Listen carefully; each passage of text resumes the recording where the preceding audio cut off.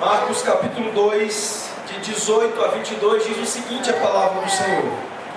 Ora, os discípulos João e os fariseus estavam jejuando. Vieram alguns e lhe perguntaram: por que motivo jejuam os discípulos de João e os fariseus, mas os teus discípulos não jejuam? Respondeu-lhe Jesus: podem, porventura, jejuar os convidados para o casamento, enquanto o noivo está com eles? Durante o tempo em que estiver presente o noivo, não podem jejuar. Dias virão, contudo, em que lhes será tirado o noivo, e nesse tempo jejuarão. Ninguém costura remendo de pano novo em veste velha, porque o remendo novo tira parte da veste velha, e fica maior a rotura. Ninguém põe vinho novo em odres velhos, do contrário, o vinho romperá os odres, e tanto se perde o vinho como os odres, mas põe-se vinho novo em odres novos. Vamos orar. Senhor nosso Deus, nosso Pai, nós estamos diante da Tua palavra, Senhor, palavra que nos edifica, palavra que nos instrui, que nos corrige, Senhor, e nos dá informação a respeito da Tua palavra. Palavra, ó Deus, que já tendo sido lida, ó Deus, ela já nos instrui, já nos é por graça do Senhor. Mas, ó Deus, neste momento em que estamos diante da Tua palavra, nós queremos a profundidade maior. Mais do que a simples leitura, nós queremos a explicação e a aplicação desse texto para o maior benefício das nossas almas. De maneira, ó Deus, que haja transformação, que haja mudança nas nossas vidas, para que saímos daqui para cumprir melhor com a vontade do Senhor, para viver de maneira mais agradável a Ti. Ó Deus, por isso nós Te pedimos pela Tua direção, que o Senhor nos conduza quanto ao falar, que o Senhor, Deus, esteja dirigindo cada um dos ouvintes neste momento, fazendo-os prontos e sinceros na Tua presença, para receber a Tua palavra, Deus, e sair daqui para viver. É o que nós pedimos no nome de Jesus. Amém, Senhor. Meus irmãos, na semana passada, nas últimas mensagens, nós falamos sobre 5 situações vividas nessas ações agora do capítulo 2 e capítulo 3 por Jesus, seus discípulos e os religiosos da época, especialmente com base na reação deles, que irão ilustrar a autoridade de Cristo e trazer alguns temas interessantes, importantes para a nossa compreensão dessa invasão que Jesus faz do mundo e das nossas vidas, das bases que Ele começa a estabelecer do seu reino, né? E que irão deixar muito claro para a gente o que é importante entender a respeito do seu ministério, a respeito da sua missão. Nós vimos até aqui que Jesus tem autoridade para perdoar pecados. Foi isso que Ele fez no momento em que curou o paralítico. Nós vimos que Jesus tem autoridade para se associar com pecadores. Ele não apenas perdoou Levi, mas Ele se associou com ele. Ele o chamou para ser seu discípulo, e Ele não apenas o comissionou para alguma atividade, mas Ele teve uma comunhão íntima com ele. Sentou-se à mesa com ele, e não apenas com ele, mas com outros pecadores, com outros publicanos. E agora nós veremos que Jesus tem autoridade para até mesmo revisar o entendimento da lei a respeito do jejum. No próximo domingo nós continuaremos a ver esta mesma unidade do poder de Jesus para revisar e para regular a respeito de leis já estabelecidas, e que haviam de alguma maneira recebido uma disciplina particular do povo e não propriamente de Deus. No próximo domingo nós veremos sobre o domingo, sobre o sábado, sobre o Shabat. Mas hoje nós estamos diante de um texto que fala sobre o jejum. Esses episódios, essas ações de Jesus que estão afirmando a sua autoridade, elas trazem temas importantes. O fato de que até aqui nós vimos Jesus como o próprio Messias, o próprio Cristo, o ungido de Deus, aquele que perdoa pecados, mas também como o próprio Deus, porque somente Deus poderia perdoar pecados. Nós vimos a autoridade de Jesus para chamar discípulos, ordenando o seu próprio reino, comissionando pessoas e comissionando ofícios a respeito do seu reino e da sua igreja. Deixando muito claro que o próprio Deus ordena as coisas a respeito do ministério do seu reino. E agora nós veremos que Jesus tem a autoridade para fazer aquilo que lhe agrada. Esse seu poder para revisar leis, para lidar com aquilo que se estabeleceu no próprio contexto da religião, mostra que um fundamento importante a respeito do reino de Deus e da nossa ação e ligação religiosa com Deus é de compreender e de entender que Deus pode fazer e Deus faz tudo quanto lhe agrada. Em toda a Escritura, esta coisa tem sido chamada, esta maneira de pensar tem sido chamada de a doutrina da soberania de Deus. De entender que todas as coisas são meio, mas a vontade de Deus aponta para Ele mesmo como Ele sendo o fim de todas as coisas. E nós jamais poderemos considerar os meios para Deus como importantes demais ao ponto de comprometer o próprio Deus como aquilo que é mais importante. E neste passo, esse será um tempo importante para nós. Entender que Jesus Cristo tinha autoridade para fazer aquilo que lhe agrada. Por quê? Porque Ele é o fim de todas as coisas. Porque todas as coisas, na verdade, são meio para Ele mesmo. Como nós veremos aqui a respeito do jejum. Falando um pouquinho mais a respeito desses conflitos. É interessante nós observarmos que Marcos está aqui tratando desses conflitos para fazer uma ligação importante. Ao mesmo tempo em que Jesus está ensinando coisas novas, é isso que Marcos disse no capítulo 1, verso 27, ele está lidando com sistemas desenvolvidos por pessoas, e essas pessoas começam a reagir a esses sistemas. E nesse ensino e nessa reação, nós vamos encontrar uma sequência constante de conflitos, onde Jesus ensina, ele coloca ações como fundamento da autoridade desse próprio ensino, e há sempre uma reação dos religiosos reagindo ao que Jesus está ensinando. Então, essa é a maneira de Marcos trabalhar aqui, de nos ensinar aqui. E isso é importante de ser observado, porque é muito dialético, é muito, ao mesmo tempo que desconstrói, constrói sobre aquilo que estava errado. E isso é importante para as nossas próprias vidas, porque certamente nós podemos estar lidando com ensinos de Jesus que, por mais que nós estejamos andando com Ele há bastante tempo, possam ser coisas novas para nós.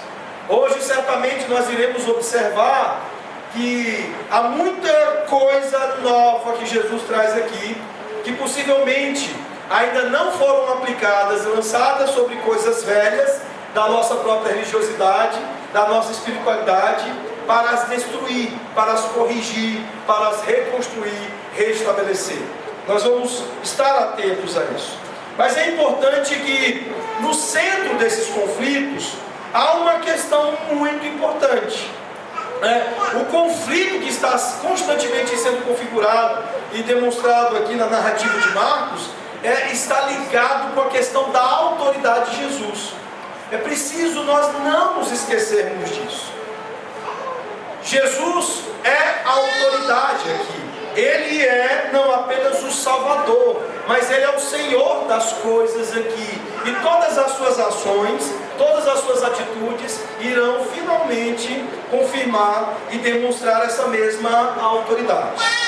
Do outro lado deste Jesus que está afirmando a sua autoridade, nós encontramos os fariseus, aqueles religiosos de quem nós já falamos aqui, que surgiram no período interbíblico lá com o período dos Macabeus, que se desenvolveram grandemente em termos de estabelecer uma série e um emaranhado de ritos religiosos, de construções religiosas, de comentários e de tradições religiosas. Esses fariseus começavam a ver Jesus como uma ameaça. Eles estavam seriamente preocupados com aquilo que Jesus ensinava, porque tudo que Jesus estava ensinando representava um grande perigo para o seu sistema de crenças. De início não será muito difícil nos identificar com esse grupo. Meus irmãos, honestamente, sinceramente, todos nós somos extremamente agitados quando os nossos sistemas de crenças são ameaçados. Quando você crê firmemente em algumas ideologias, em algumas filosofias, ou mesmo em algumas crenças estabelecidas de maneira, entre aspas, religiosa, nós ficamos extremamente incomodados quando coisas novas começam a nos afetar. Por exemplo, quando nós saímos por aí para ensinar, mesmo em meio presbiteriano, quando nós vamos falar de alguns assuntos em particular, a gente percebe que há muitas reações. Falar, por exemplo, de música, de louvor, é um negócio que faz terrenos estremecerem. Pessoas ficam extremamente iradas quando nós tratamos desse assunto. Quando nós queremos questionar teologicamente maneiras, modos, práticas relacionadas à música na igreja. Liturgia, de uma maneira geral, causa sempre muitas reações. Você tentar trazer algo que aparentemente é novo, mas que na verdade é velho, a respeito de liturgia. Quando nós vamos fazer análises a respeito da maneira do nosso evangelismo, quando nós fazemos juízos teológicos sobre diversas práticas, sejam comunitárias da igreja, familiares ou pessoais, em termos religiosos, o que nós encontramos constantemente são as pessoas reagindo àquilo que é novo. Eles aqui reagiram a Jesus. Eles primeiramente questionaram o seu perdão de pecados dado ao paralítico. Em seguida eles criticaram Jesus e os discípulos porque estavam comendo como publicanos, estavam lá na casa de Levi, comendo com Levi e seus amigos publicanos. E agora eles estão diante de mais um questionamento ao comportamento de Jesus.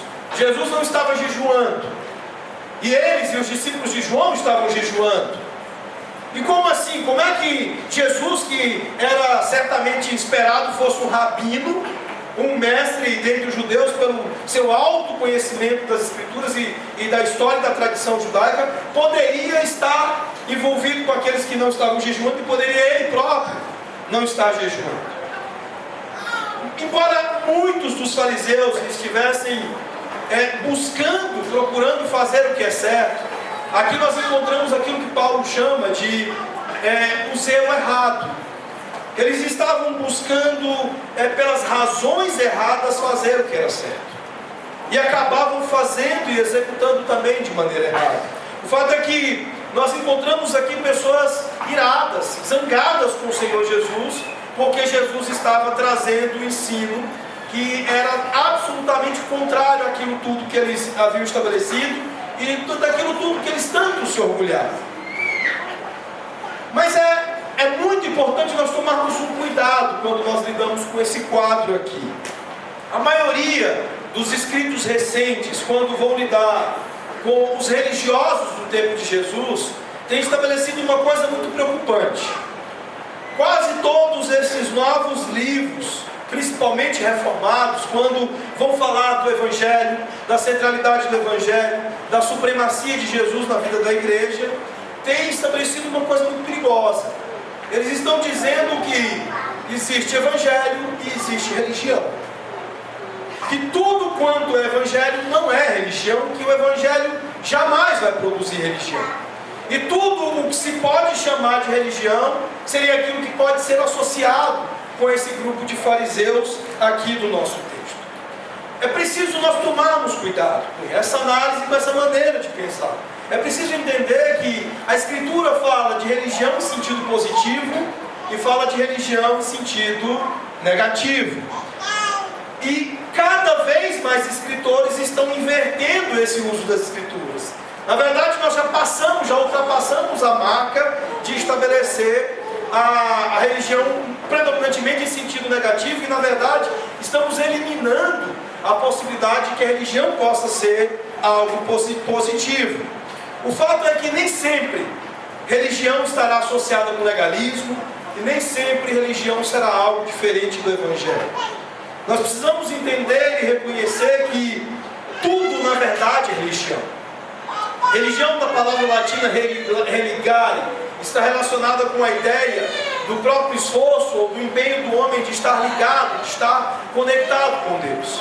É certo que o sentido da religião entre pagãos e afastada do Evangelho estará ligada à ideia das obras, de esforços pessoais para se ligar com Deus, a ideia do paganismo, de se satisfazer a Deus, de se estabelecer esforços para que se possa agradar ao Deus pagão e satisfazê-lo.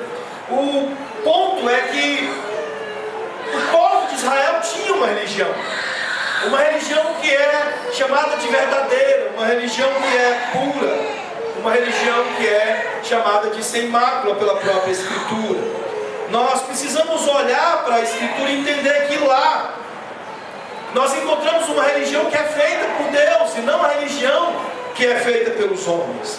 Uma religião que foi dada por Deus ao seu povo, uma religião que tem estruturas como dadas por Deus e que certamente deveriam ser consideradas e observadas pelo povo.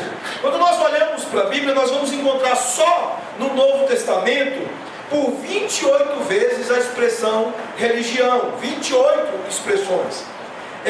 Em uma delas a expressão é eusébia, que significa religião, ou a piedade, ou devoção a Deus, ou adoração. Essa palavra surge por 15 vezes.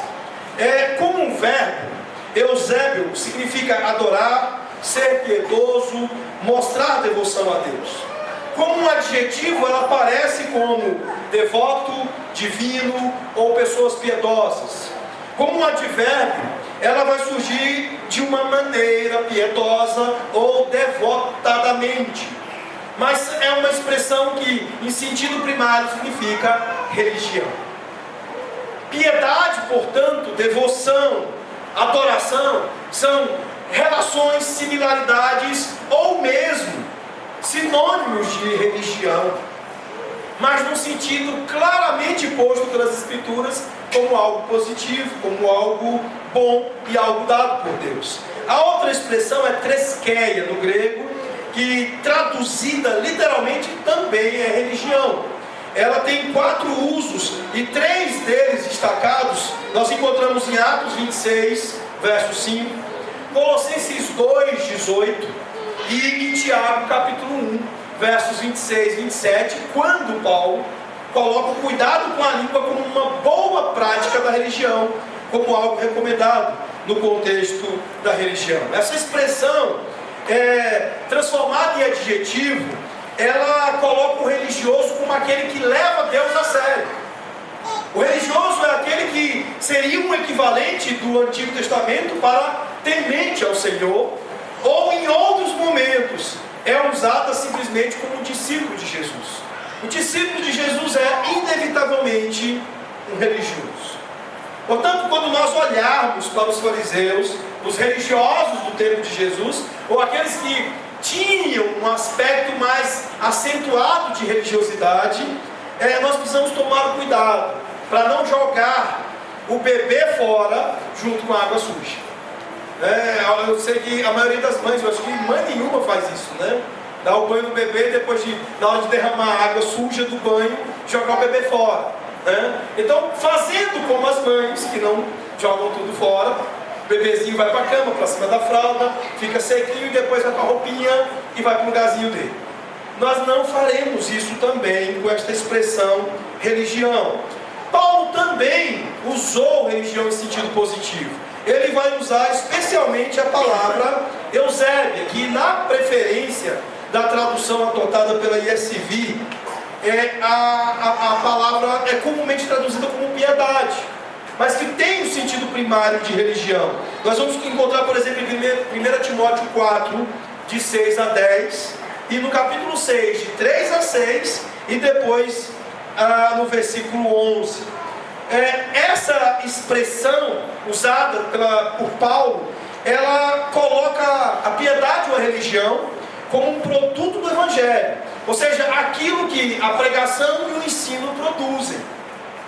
Paulo diz claramente que o resultado da pregação e do ensino será a piedade, ou no sentido similar será a religião. Então nós não devemos ter medo dessa expressão, nós não devemos jogá-la fora, mas é preciso ter muito cuidado com ela, porque a piedade, ou a devoção, ou a adoração, são todos meios, são todas ações, são todos exercícios que podem ser colocados no lugar errado. Um dos grandes problemas que nós não percebemos costumeiramente é que o problema não é que devemos simplesmente executar determinadas coisas, mas é que muitas vezes determinadas coisas que são boas são executadas de maneira incorreta. Esse é o problema da religião dos fariseus. Eles estavam buscando fazer o que é certo, mas por motivações erradas e com execuções erradas. O desejo, por exemplo, de autojustiça, a ideia de que a salvação era por obras, contaminou completamente aquilo que era a piedade, a devoção e a adoração dos fariseus. Mas nós não devemos nos enganar. Esse certamente também tem sido o mesmo erro dos nossos dias.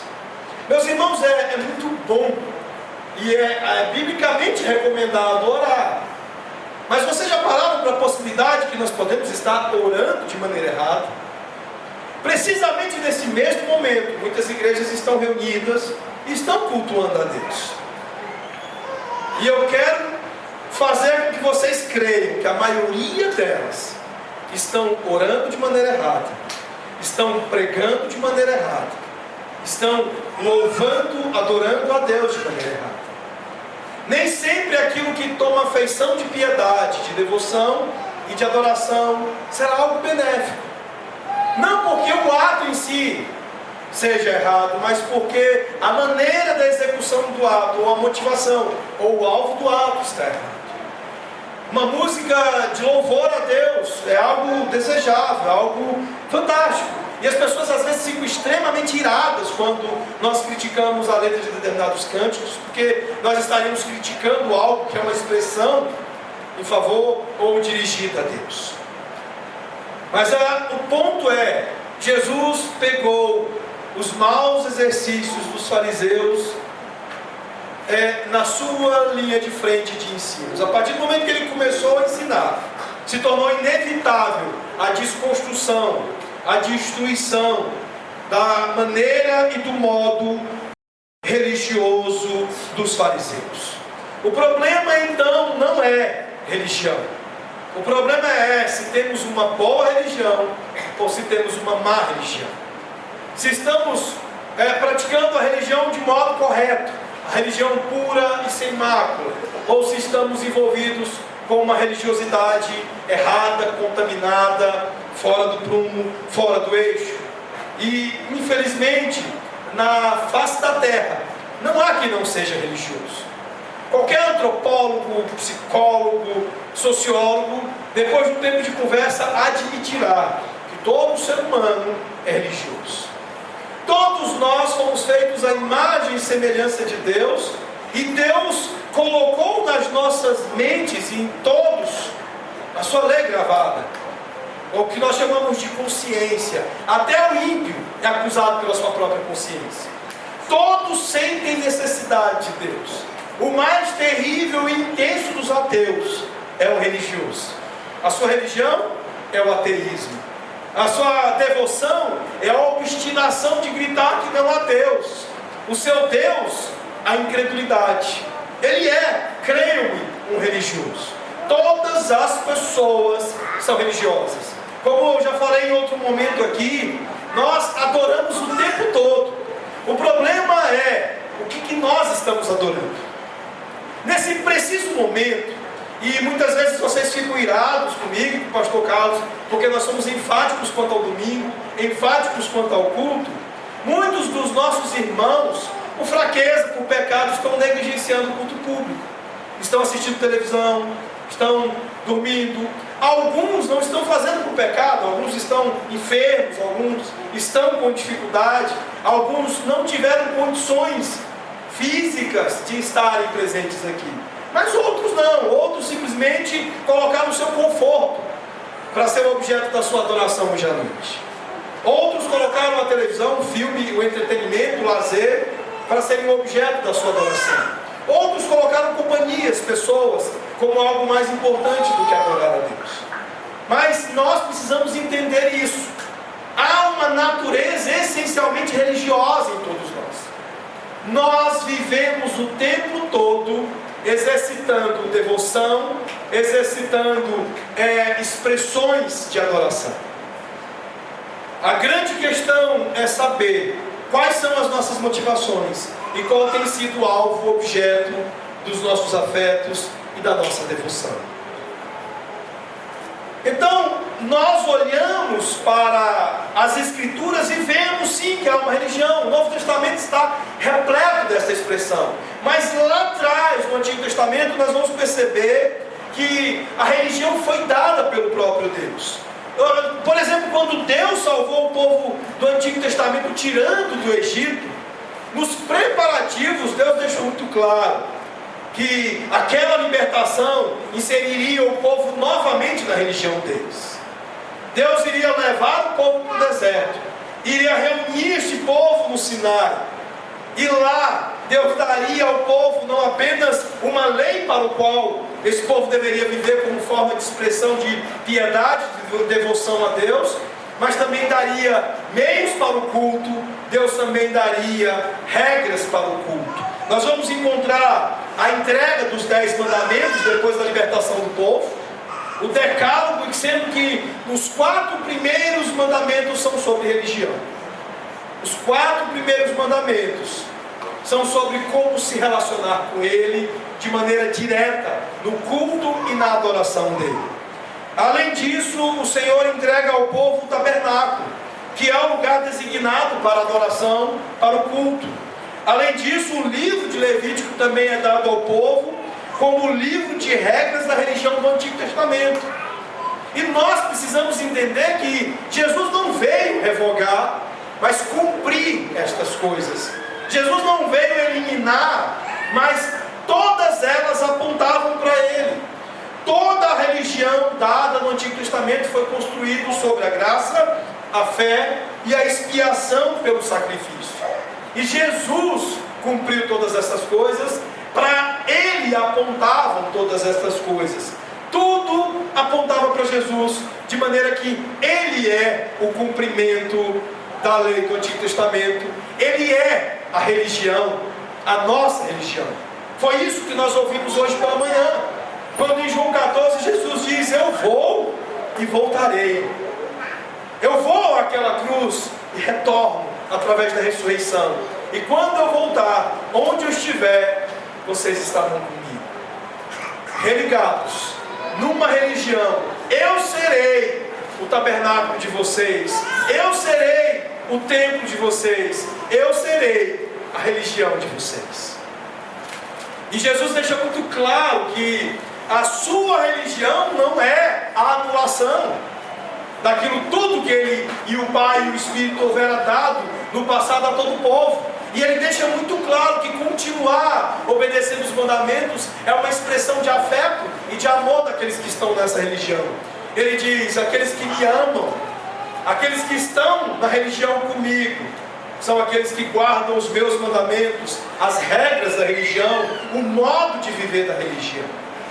Portanto, é importante observarmos isso. Deuteronômio capítulo 12, versos 29 a 32, diz assim a palavra do Senhor: quando o Senhor teu Deus eliminar de diante de ti as nações, para as quais vais para possuí-las, e as desapossares e habitares na sua terra, guarda-te, não te laces com imitá-las após terem sido destruídas diante de ti, e que não indagues acerca dos seus deuses, dizendo: assim como serviram estas nações aos seus deuses, do mesmo modo também farei eu.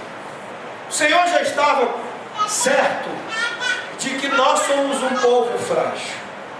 O povo de Israel era um povo frágil. O povo que certamente ficaria tentado a assumir a religiosidade de outros povos. Deus havia dado uma religião própria a eles, e agora está os advertindo para que, à medida em que eles ocupassem a terra que o Senhor estava preparando para eles, que eles se cuidassem de não assumir aspectos ou inteiramente a religião desses outros povos. E isso, infelizmente, é o que tem acontecido seriamente durante toda a história do povo de Deus. O povo assimilando coisas da religião pagã, coisas que não são próprias ao povo de Deus. Versículo 31 continua: não farás assim ao Senhor teu Deus, porque tudo que é abominável ao Senhor e que Ele odeia, fizeram eles a seus deuses, pois até seus filhos e suas filhas queimaram aos seus deuses. Tudo que te ordeno observarás, nada lhes acrescentarás, nem diminuirás. Abra sua Bíblia no final de Apocalipse e veja como o apóstolo João encerra o cânon sagrado. Quais são as últimas palavras do livro de Apocalipse? Se não os mesmos termos, as mesmas expressões que nós encontramos no final aqui deste versículo de Deuteronômio. Capítulo 22, versos de 18 em diante, diz: eu a todo aquele que ouve as palavras da profecia deste livro testifico, se alguém lhes fizer qualquer acréscimo, Deus lhe acrescentará os flagelos escritos neste livro. E se alguém tirar qualquer coisa das palavras do livro desta profecia, Deus tirará a sua parte da árvore da vida, da cidade santa e das coisas que se chamam escritas neste livro. Aquele que dá testemunho destas coisas diz: certamente veio sem demora. Amém. Vem, Senhor Jesus. João está fechando o livro dizendo: a religião está dada a vocês. Não assumam nada dos outros povos. Não acrescente nada. Não invente nada. Chega de dar vazão a esta tentação terrível que o povo de Deus no passado teve a infeliz ideia de fazer acréscimos à religião pura e sem mácula, de inventar coisas, trazendo coisas de outros povos à religião pura e sem mácula. Este foi o pecado desses fariseus. É por isso que Jesus está trazendo o seu ensino e agora destruindo, desfazendo as coisas que eles haviam criado, que haviam incluído. Nós precisamos entender que as tradições orais, os ideais legalistas dos rabinos haviam ofuscado a palavra da graça de Deus, haviam transformado o Evangelho, a religião do Evangelho, em má religião. Não é isso que Paulo está atacando e corrigindo com a carta aos Romanos? Paulo começa a carta aos Romanos no capítulo 1 dizendo: o Evangelho do Senhor Jesus Cristo, aquele mesmo dos profetas. Ou seja, Jesus não está inventando uma nova religião, assim como Paulo fez na carta aos Romanos. Ele está trazendo de volta o ensino da religião de Deus. Ele está trazendo de volta o Evangelho, do qual os fariseus haviam se desviado. Mateus capítulo 15, versos 7 a 9, deixa isso muito claro. Vós hipócritas, bem profetizou Isaías acerca de vós, quando ele disse: este povo honra-me com os lábios, mas o seu coração está longe de mim. E em vão me adoram, ensinando doutrinas que são preceitos de homens. Nós precisamos entender que Jesus está aqui ensinando algo novo, no sentido apenas de que Ele está trazendo algo muito mais claro do que aquilo que já havia sido revelado antes, mas que é uma absoluta continuidade daquilo que havia sido estabelecido antes. Jesus não está criando uma nova religião, mas trazendo o novo, que traz o velho de volta, que traz a religião pura e sem mácula de novo. Os versículos de 18 a 20 vão nos deixar claro que Jesus está mostrando uma nova relação com o velho, uma nova relação que é necessária em função das tradições orais, dos ritos estabelecidos que os desviaram, os afastaram da religião pura e sem mácula. Aquilo que os fariseus haviam estabelecido em relação ao velho agora era uma má religião e uma religião de obras. E então Jesus vem para destruir as obras do diabo. Ele vem para desfazer a religião morta e ensinar de fato o Evangelho. É isso que nós vamos encontrar em João capítulo 3, verso 7 e verso 8. Jesus está aqui para colocar a verdadeira religião em odres novos. Por quê? Porque aquilo que os fariseus haviam estabelecido não seria mais recipiente adequado para a verdadeira religião.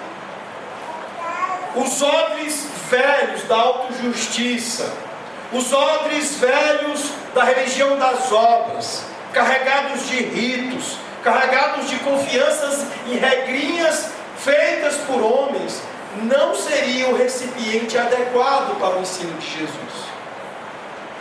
Não haveria espaço para Jesus neste ambiente religioso tão impuro e tão contaminado dos fariseus. Em muitos aspectos, hoje, nós precisamos também entender que possivelmente o Evangelho não terá lugar em alguns recipientes. Algumas pessoas têm me procurado e perguntado a minha opinião sobre reforma da igreja. Eu falei, olha, particularmente eu acho que é mais fácil plantar uma igreja saudável do que reformar uma igreja. Em alguns contextos nós poderíamos dizer o mesmo que Jesus está dizendo aqui. Que é mais fácil abrir um trabalho novo ou começar algo novo do que tentar colocar o Evangelho em alguns ambientes. Você consegue imaginar tentar pregar o Evangelho e colocar o Evangelho no meio da Universal do Reino de Deus? Você consegue imaginar a pregação do Evangelho lá naquele palco onde se apresenta o Valdomiro Santiago? Não suportaria. Arrebentaria tudo. Em situações que nós obviamente devemos guardar as devidas proporções, há uma relação entre o que Jesus viveu aqui, o que os reformadores viveram na época da Reforma Protestante e o que nós vivemos hoje diante da igreja moderna. Martinho Lutero tentou encaixar a pregação da justificação pela fé, que era novo, mas velho ao mesmo tempo, dentro da igreja católica apostólica romana, dominada por religiosidade ruim, dominada pela má religião. Não suportaria e não suportou. Correram com Lutero de dentro da igreja, o excomungaram, o colocaram para fora. Por quê? Porque o recipiente velho da ICA, da velha igreja medieval, não suportaria a pregação das doutrinas da graça. Tanto não suportou que queimou John Hus vivo. Tanto não suportou que empreendeu uma perseguição religiosa terrível contra aqueles que pregaram o Evangelho. E nos nossos dias, a mesma coisa se repete. Há ambientes que são odres velhos demais para o Evangelho. Estão tomados demais por uma religião para serem ambientes hóspedos, adequados ao Evangelho. E Jesus aqui então é pego pelos religiosos que não suportavam a sua mensagem em um ponto específico, uma doutrina específica. O assunto aqui é jejum.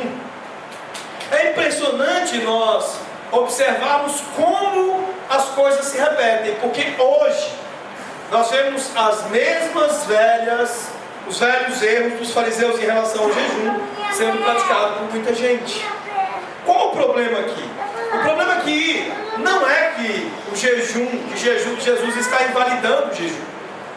O jejum e a oração foram ordenados por Deus no Antigo Testamento.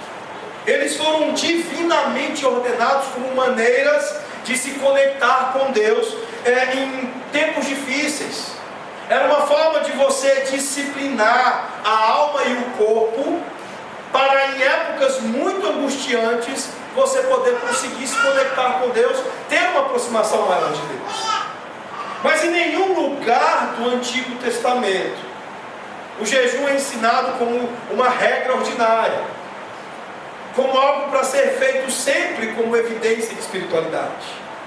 O jejum, ele suaviza a alma para que nós possamos ouvir melhor a Deus quando há grande dificuldade para se ouvir Deus.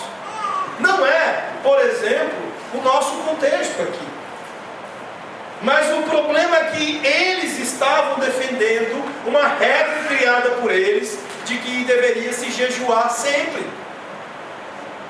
Era uma disciplina espiritual, mas que se transformou numa regra religiosa e num sintoma de falsa espiritualidade. Quem estivesse jejuando sempre seria visto como uma pessoa piedosa, como uma pessoa religiosa, como alguém espiritual.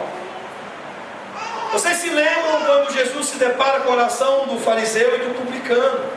E vocês se lembram o quanto estes homens religiosos se esforçavam para mostrar mérito e performance espiritual? Isso é muito diferente de hoje, meus queridos. Certamente que não. Até entre nós aqui, eu, você, lutamos contra isso.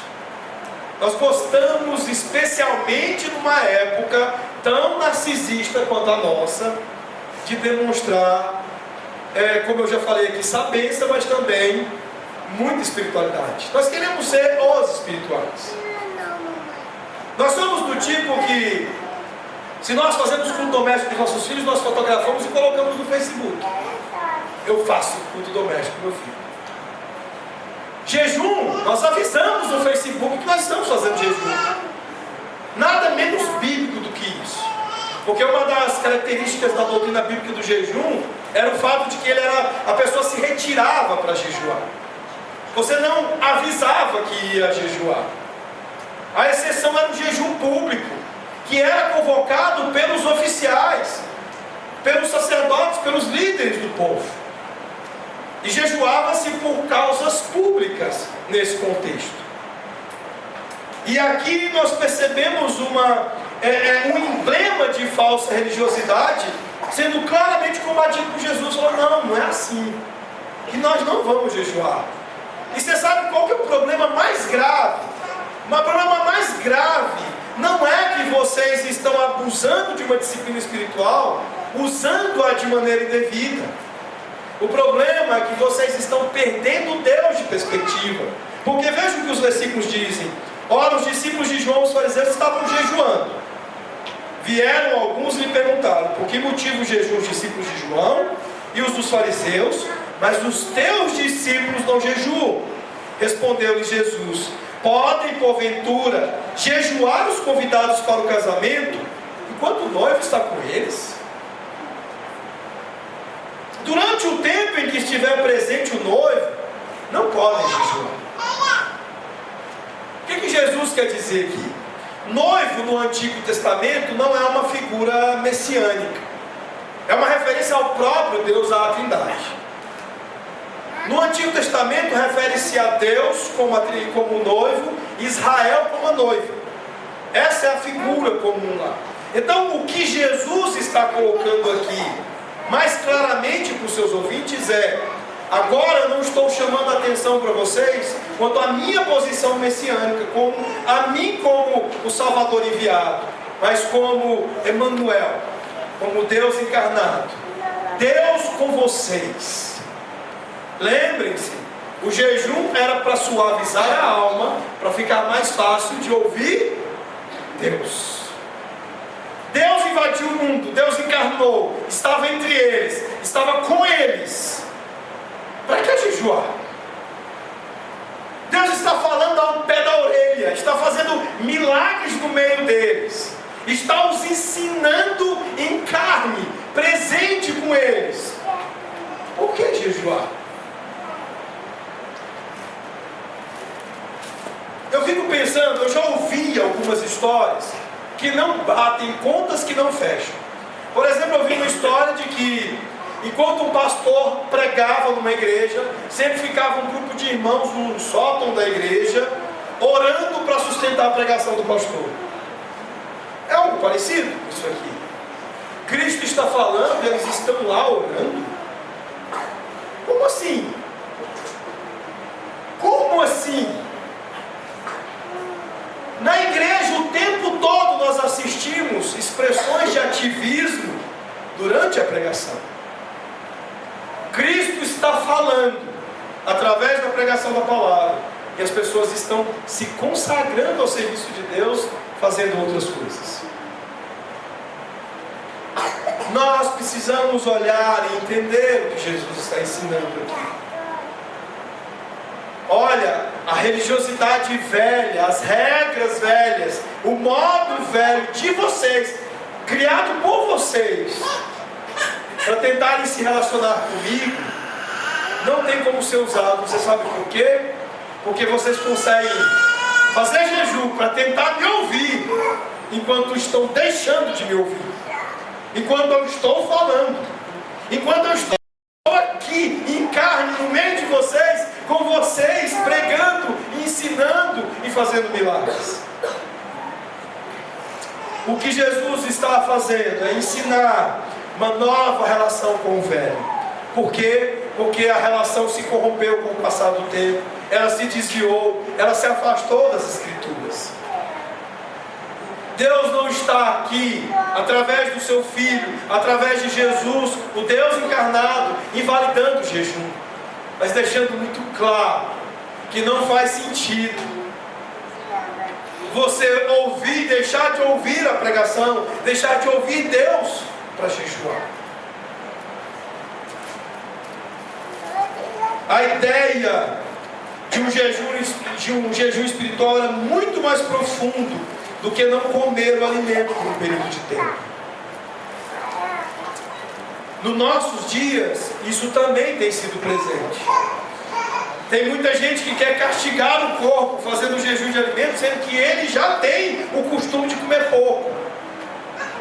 Eu vou dar um exemplo para vocês. Eu raramente tomo café da manhã. Para bem da verdade, eu só tomo café da manhã quando eu estou viajando de férias em hotel. Que aí eu desço aquele café maluco ali, que é que toma, né? Mas raramente eu tomo café da manhã. Normalmente é só uma xícarazinha de café mesmo. Seria difícil para eu jejuar até meio-dia todos os dias? Isso não seria jejum.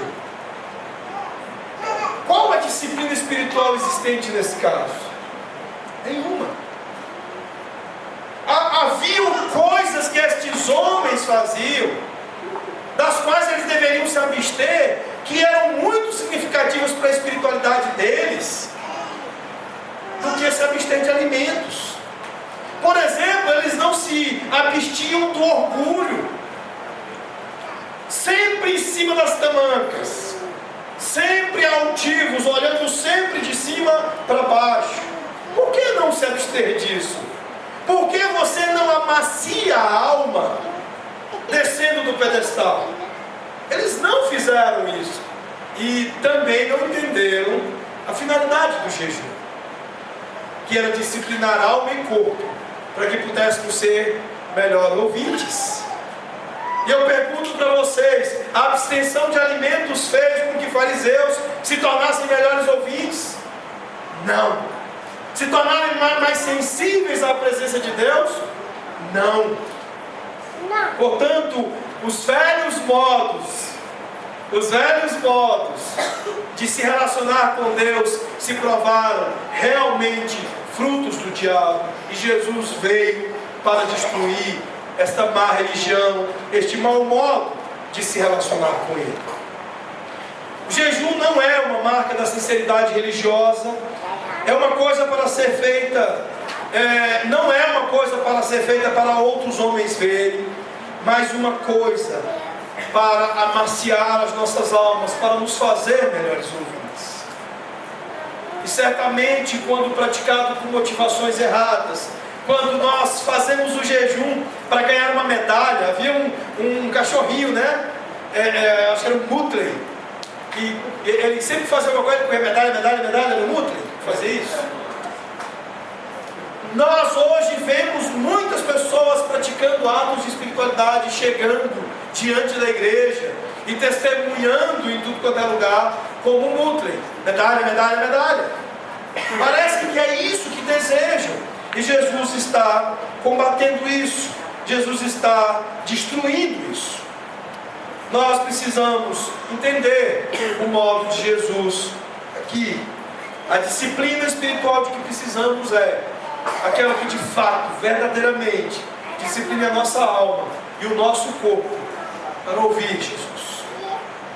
Versos de 21 e 22, Jesus ele vai usar de duas ilustrações para poder concluir o seu ensino a respeito dessa má religião, do problema que nós encontramos nela.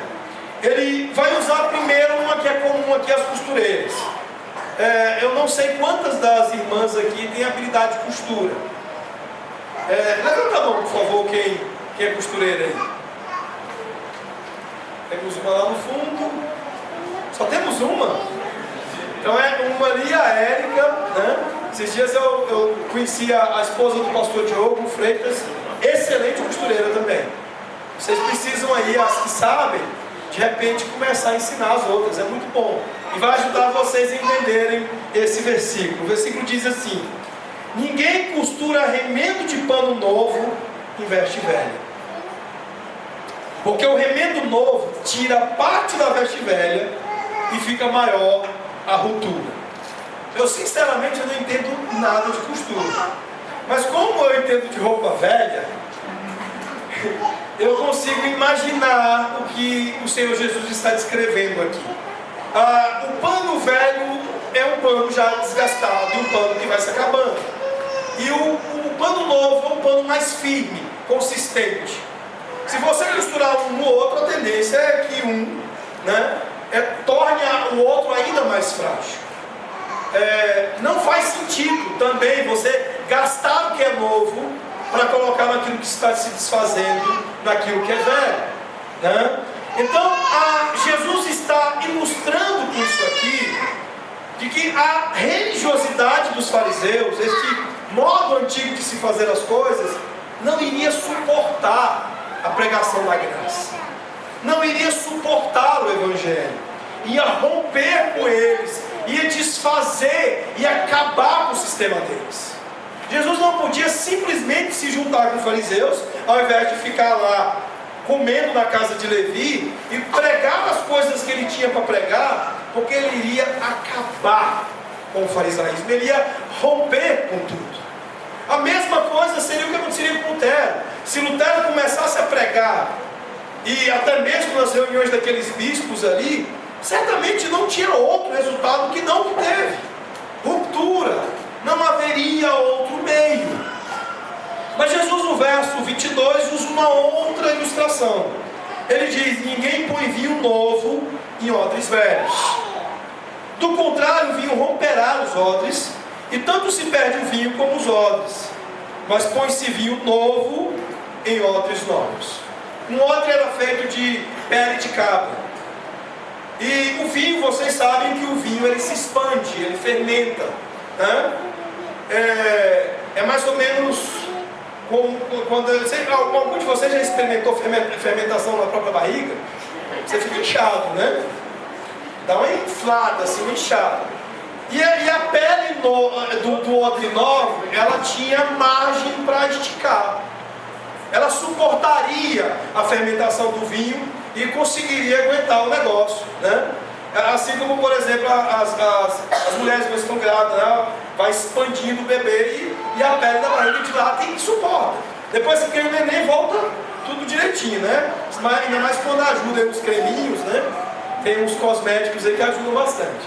Mas Jesus está dizendo aqui o seguinte: olha, vocês não vão suportar o Evangelho.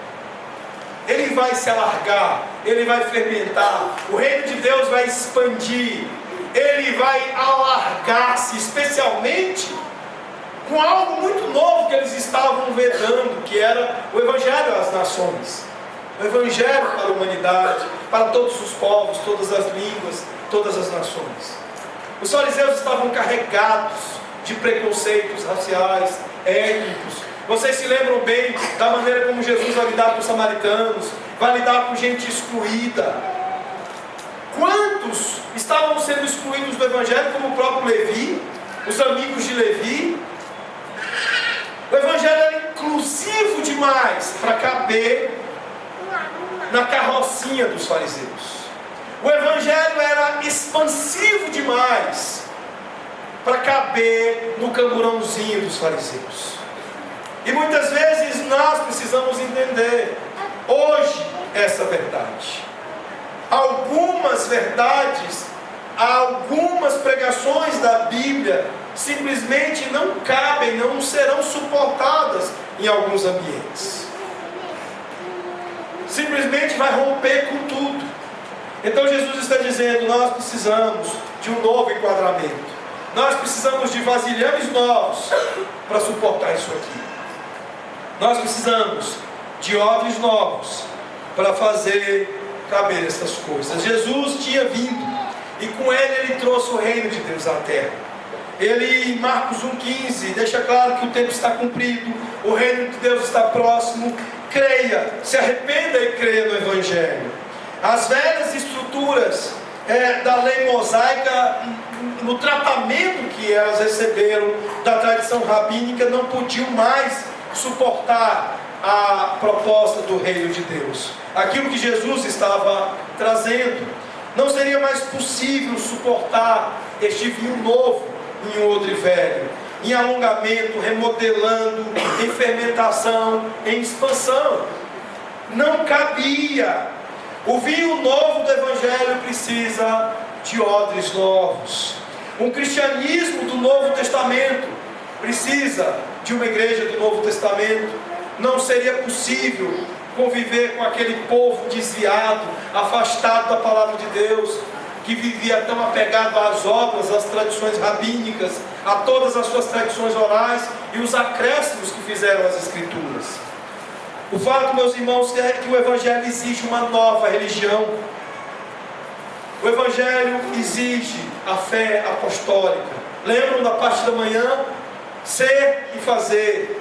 Precisa de uma igreja santa e uma igreja que seja apostólica, uma igreja que ela seja sem deixar de fazer e uma igreja que faça sem deixar de ser.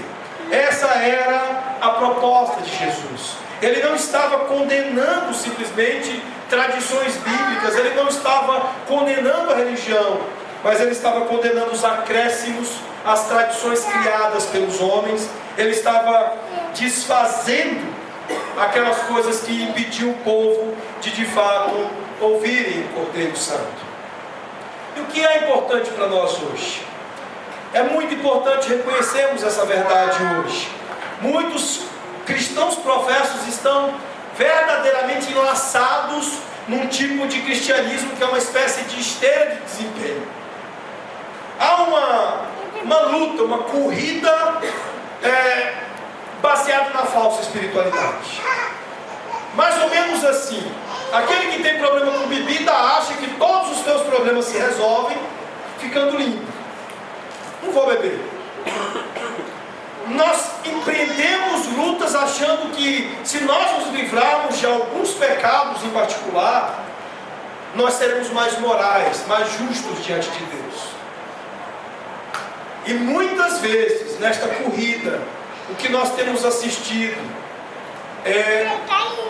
são terríveis demonstrações de orgulho, de arrogância e de soberba. Quando nós falamos de dia do Senhor, nós não queremos falar que esta é a única coisa da sua vida com a qual você deve trabalhar. É preciso viver corandel, inteiro, íntegro, todo na presença de Deus, com o coração inteiro na presença de Deus. Não apenas querer ser um bom guardador do domingo, mas ser um crente inteiro na presença do Senhor e não confiando em você mesmo, mas confiando plenamente em Jesus Cristo. Um episódio importante para nós é João, capítulo 3, versos de 1 a 3. O texto diz: ora, havia um homem dos fariseus chamado Nicodemos, príncipe dos judeus. Este homem veio ter com Jesus de noite e disse-lhe: Rabi, sabemos que vieste da parte de Deus como um mestre, pois ninguém pode fazer estes sinais que tu fazes se Deus não estiver com ele. Jesus respondeu e disse-lhe: em verdade vos digo, se alguém não nascer de novo, não pode ver o reino de Deus. Meus irmãos, não se trata de performance e de mérito. Não se trata do quanto você é capaz de se livrar de certos pecados em particular. Se trata de você de fato estar ligado, unido a Jesus. Ter ouvido dele, estão perdoados todos os teus pecados. E ter sido posto por ele numa vida nova. E novidade de vida. Onde ele agora é o motivo de todas as suas ações.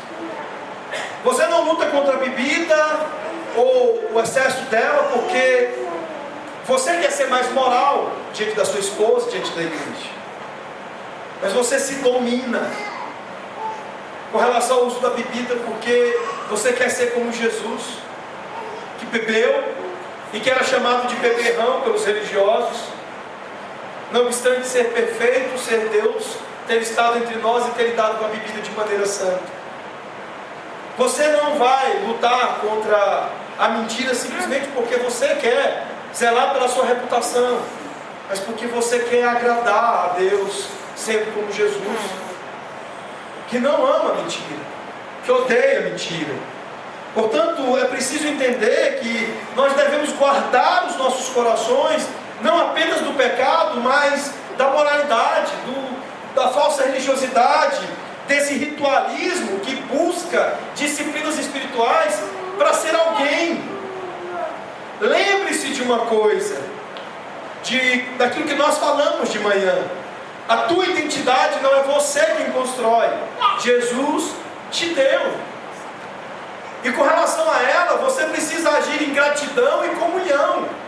Ser grato a Ele por aquilo em quem você se tornou nele. Ter comunhão e viver com Ele e amá-lo e obedecer os seus mandamentos por ser parte dessa relação vital. Que Jesus seja o motivo da tua luta contra o pecado. Que Jesus seja o motivo das tuas disciplinas espirituais. Que Cristo seja o centro da tua vida, os afetos, as motivações, de tal maneira que você não seja pego orando e jejuando enquanto Ele está falando.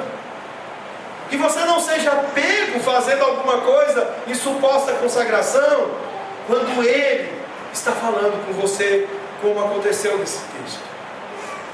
Se lembrem de Marta e Maria, as duas irmãs. Uma escolheu a melhor parte, sentar-se e ouvir Jesus. A outra parecia que o Masterchef era ali com Jesus, né? Queria fazer as coisas de casa para mostrar para Jesus o quanto ela era crente, né? A super crente, aquela que deixa a casa impecável, arrumadinha. Aprenda a escolher a melhor parte. Aprenda a entender que todas as coisas na vida espiritual são meios para Jesus. Não permita que o meio tome o lugar do fim. Jamais permita isso. A justiça própria, ela nos cega das nossas próprias falhas. E quando muitas vezes nós achamos que estamos empreendendo uma batalha para guardar o dia do Senhor, nós estamos já pecando gravemente com arrogância e orgulho. E deveríamos mudar a nossa estratégia. Assim como o ministério de Jesus na terra trouxe uma mudança radical no desenrolar da aliança de Deus, para que haja uma mudança radical na vida de uma pessoa que verdadeiramente se arrependa de seus pecados e que tenha confiado em Cristo, que assim seja na sua vida. Que haja uma grande mudança. Que você não leve o culto doméstico com seus filhos como uma tabelinha de mérito onde você vai riscando. Esse mês eu cumpri a meta.